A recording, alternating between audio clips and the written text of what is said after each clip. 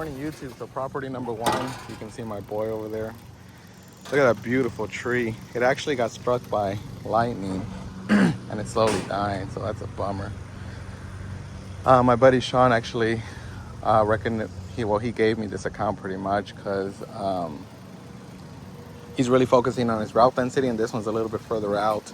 And for one guy, it is big. You'll be here for, if I'm by myself, like 45 minutes to an hour. This is the boy's first time doing the property, so it's still pretty much the same time. But as you get used to these properties, I would say within that second or third visit, it'll cut off like 10-15 minutes, so then it'll take us 30 minutes.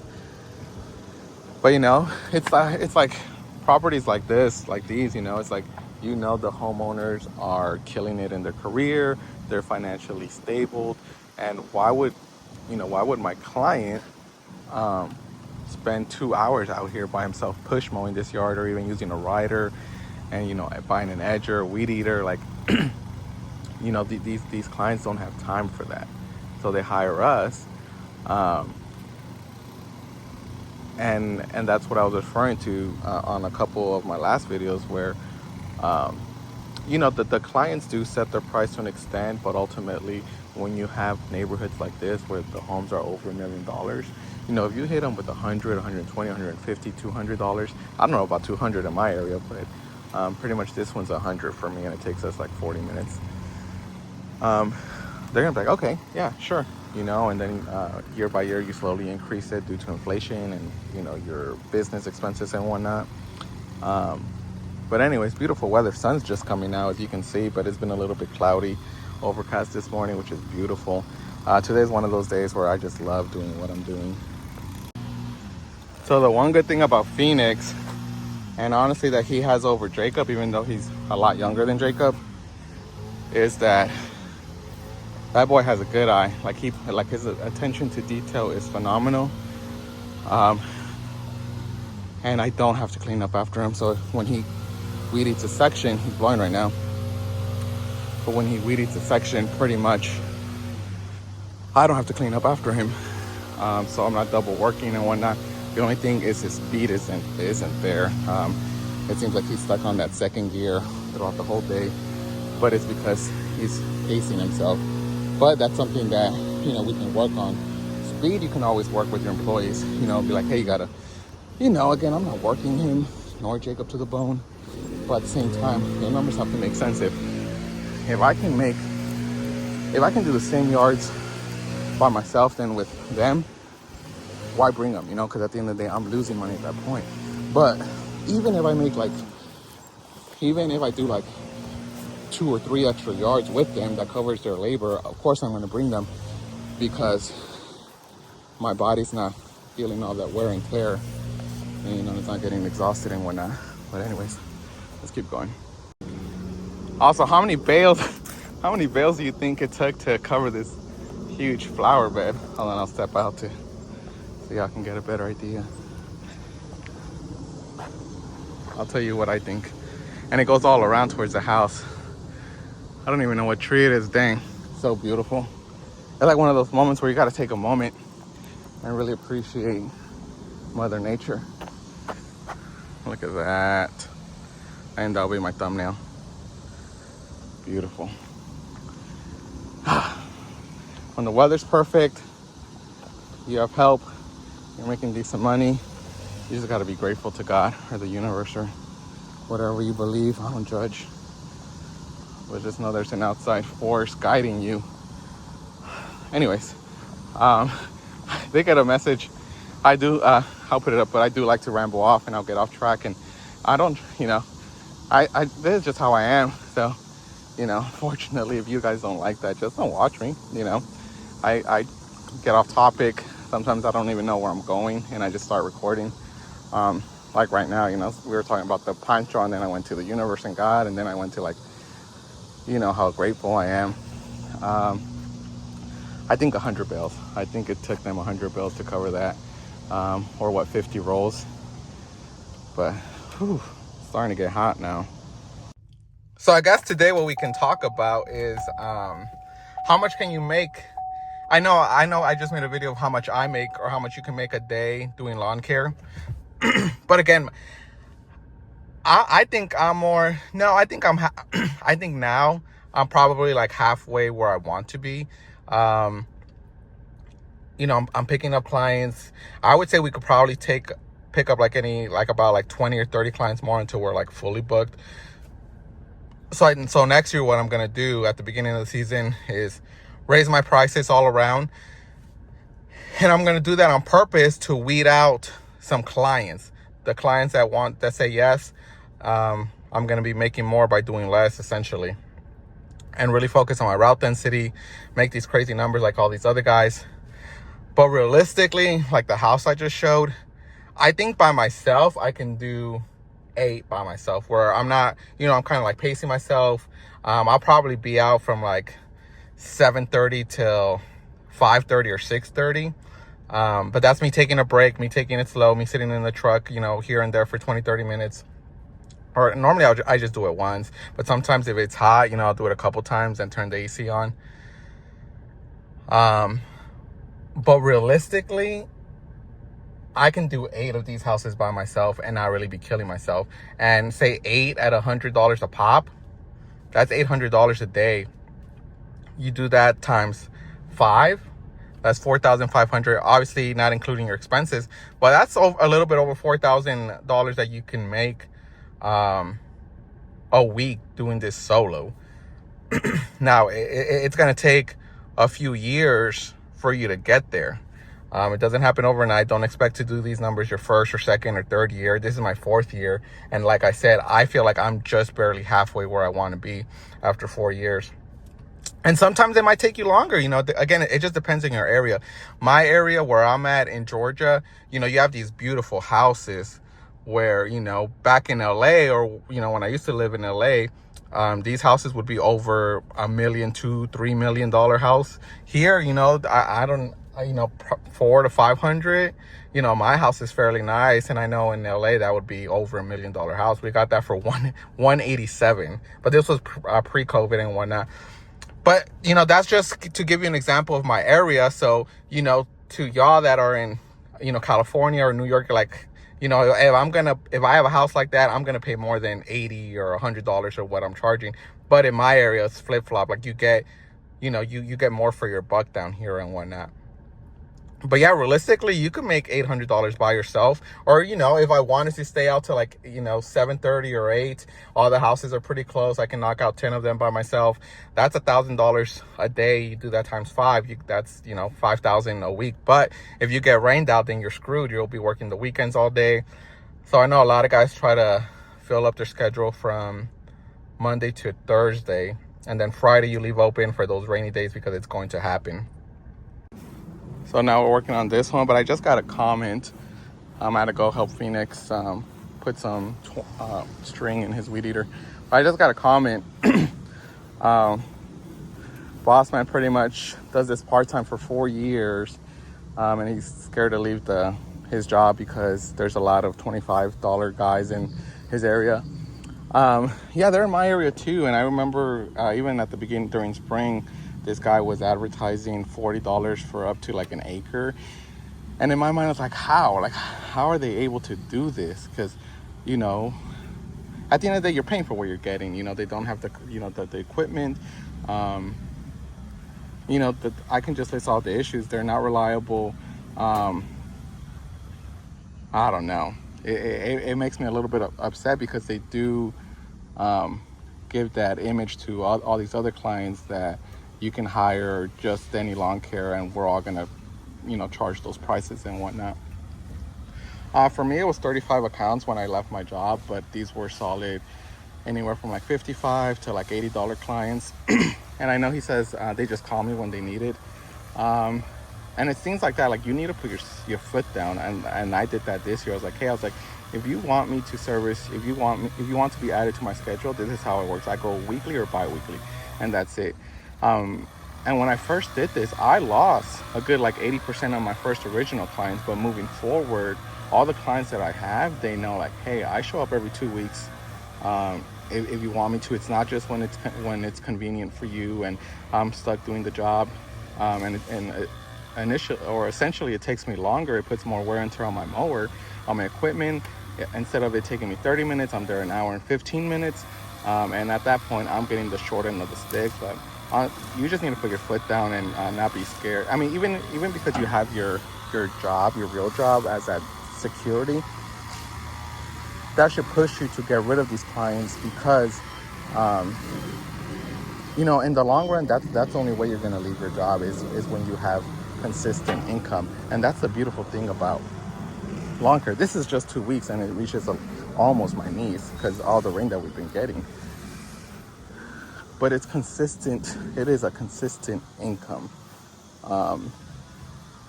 Every 2 weeks I show up because there's something to do. And even during a drought, if there's a drought, I still come out every 2 weeks and I explain to them, right now it's taking us a little bit longer because the weeds are, we're getting a lot of rain. And I'm not charging them more. But the flip side is when it slows down, that's where I kind of get some of that time and money back, even though, because it'll take us less time and whatnot. Moral of the story, you got to drop those clients or have that or send that text. I'll put a couple texts of what I sent to those first few clients if I still have them. Pretty much just being firm and standing my ground. But like, if you want to be on my schedule, this is how it's going to work moving forward. If not, I'll service your property one more time. And then after that, you're on your own. And I will say, even myself, I've said it before, when I started, I was underbidding myself. So maybe, every year there's a bunch of lawn care guys trying to do this. And of course, the only way for you to outbeat all these other lawn care companies is by going by, by your prices, by going very, very low compared to everyone else. And then once you have a few clients, then you start experimenting with, increasing your prices and whatnot. But essentially,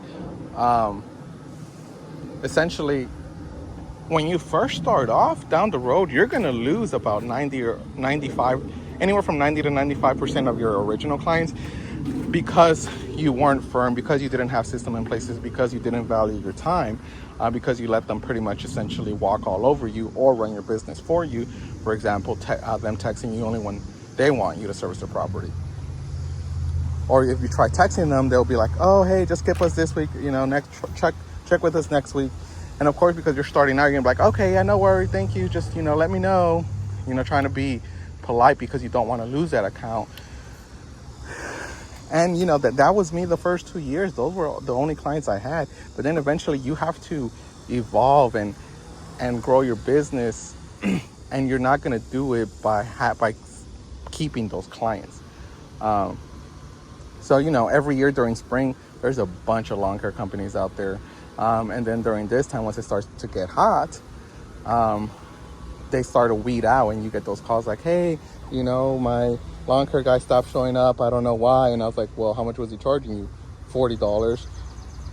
Well, how often was he coming? Once a month. And I was like, are you really, are you really shocked? Like, are you really, like, is that really, do you really not know why they stopped showing up? And it's just like common sense to me. I was like, no shit, they stopped showing up. I would too, but for me, like I said, I give my clients like a time frame, like, hey, by this time, I'll cut your yard one more time for the price that we agreed on. But moving forward, it's going to be X amount of dollars. And I'm there every week or 2 weeks. You decide. And, and if you don't want me to stop by, and if you don't agree to my services, that's fine. Because there's a lot of other people that will. People that aren't living paycheck to paycheck, or they don't see you just as a lawn care, guy. They see you as a business, someone that has their shit together, someone that is reliable, someone that will maintain their yard so that they can keep doing their own stuff, or they could keep focusing on their kids, their family, their work, their career. So I would just drop them. But honestly, of course, first, have that conversation, text them or call them. I'm not afraid to have these conversations with my clients. It's just how I am. I'm just very straight to the fact. I was like, I don't try to beat around the bush with my clients. And, ultimately, you got to stand your ground.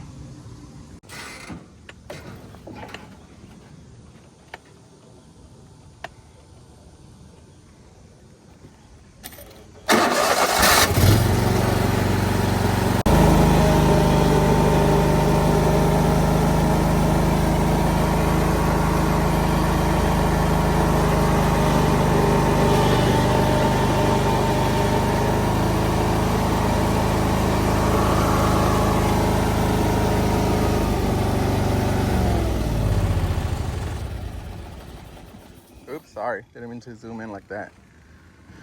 So I can promise y'all one thing. If you go to a lawn care provider that has, I mean, I'm not gonna lie, my setup is nice. I like my setup, looks professional.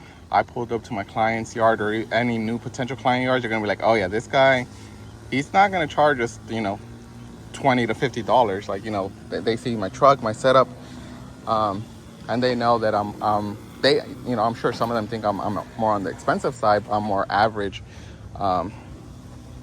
if I'm being honest.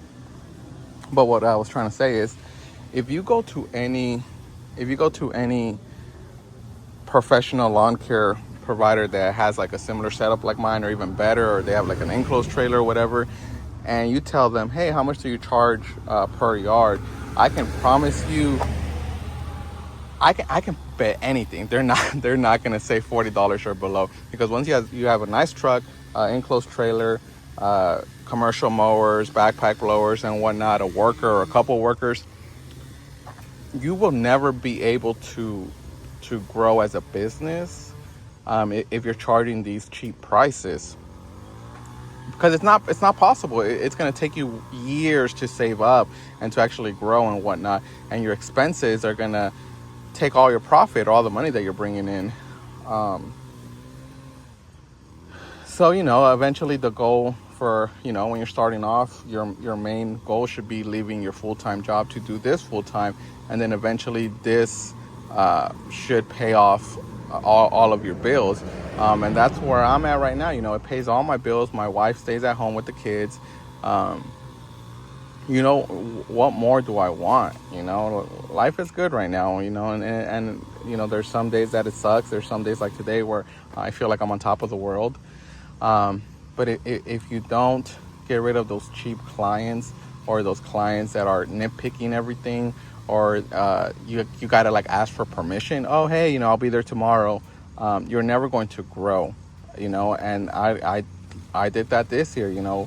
Again, new clients, I tell them, hey, I was like, weekly or bi-weekly, what do you want? And just a couple weeks ago, I got a client saying like, I was servicing his neighbor. He came out like, oh, hey, can you give me a quote? And I was like, yeah, I was like, are you just not happy with your lawn care provider? He's like, yeah, he's not reliable. He does a crappy job. He's in and out just quick. He doesn't really pay attention to details.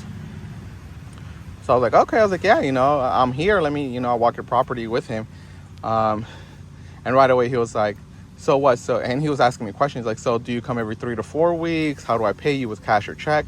And I was like, no, sir. I was like, I come every week or 2 weeks. It's up to you. What, how good do you want your property to look? Obviously, if it's weekly, it's going to look great all year round, or during the growing season, it's going to look great all throughout the whole growing season. Bi-weekly, it'll get a little overgrown here and there. We're getting a lot of rain, but it's not going to get super overgrown. And that's it. And he was like, okay. And then he asked me about my price, and I think I had quoted him $85. And he's like, okay, I'll let you know. And of course, I never heard back from him. So it's like, you're paying for what you're getting. How can you complain about someone that's not charging you a premium, or where they're barely charging you, and then you're going to go and nitpick, or not even nitpick, and I'm sure he does a crappy job, or where he doesn't take his time. But, if you're charging $40, I don't blame him. At that time, you're playing against time. You just want to get in and out quick, because you have probably 7, 8 other properties that you got to service that you're charging them $30 to $40 to. And when you charge a little bit more, you have that luxury, because you're getting paid a little bit more, to focus on those little details here and there. But again, if you're starting out, unfortunately, you got to pick your battles. When you start off, you're not going to get all these high-end clientele. You're gonna start off how most of us did, or how I did, where you're asking for permission again. You're texting them, you're over communicating, and then you get to the point where you put system in places, and you're like, I'm not doing this, I'm not doing that. I don't even want to give this person an option to stick with me another season. I'm just dropping them off, and you start letting them go, and you really get to. Then it switches. Then you become nitpicky. You set your own prices. You set your own terms. But again, it's a growing stage. Essentially, I'd rather have 10 solid bi-weekly clients than 25 mediocre clients that are pretty much running my business for me. um, because once you eliminate these clients and you are disciplined about the clients and you don't fall back, because ultimately it's on you. This falls on you. You're allowing them to run your business for you. As I was saying, essentially it falls on you because you're allowing them to control your business. And long story short, you don't have a backbone. You haven't put your foot down and really told them like, hey, this is my business, this is how I'm gonna run it. And once you get rid of those clients, just don't fall back to those old habits where you're allowing the clients where you allow the clients to put the price, or you allow the clients to run your schedule for you. And just make it seem like you're busier than I am, or busier than what you are. When a client tells me like, oh, do I text you when I want? I was like, no, ma'am, or no, sir. I come out every 2 weeks. I have a set schedule. Each day I'm on this side of the town. And I always put weather permitting. I always say I try to be there the same day, weather permitting. That way, if it rains or if life happens, they don't expect me exactly that same day. But what I'm trying to say is they know that I get there, or that I service their property every other week. But it's a learning process, and once you do overcome that step, or that that stage of your business, it's all uphill from there, because from there on out you're really building a foundation on your business of good, reliable clients that aren't watching you work, that don't want you to text. They're too busy killing it in their career, like I said, to be worrying about you.